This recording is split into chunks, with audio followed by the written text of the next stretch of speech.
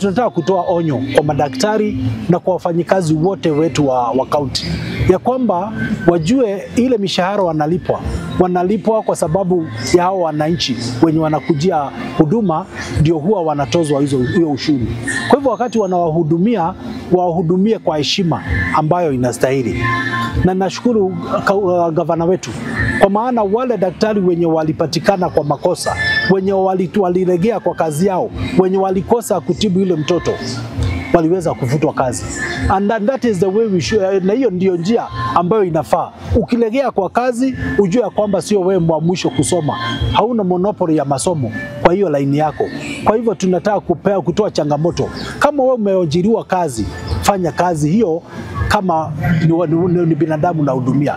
Na niseme sisi kama serikali ya kaunti tumejitolea kabisa kwa upande wa afya. Ndio maana tumejenga mahospitali 6 ya level 4 kwa miaka 2.5. Ndio maana tumejenga mahospitali 26 ya level 3 kwa miaka 2.5.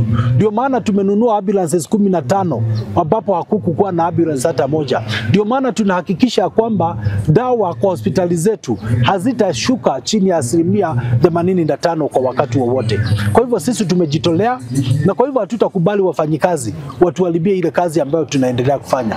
Na niwakumbushe vizuri ya kwamba 1/3 of our county budget huwa inaenda kwa upande wa afya. Kwa sababu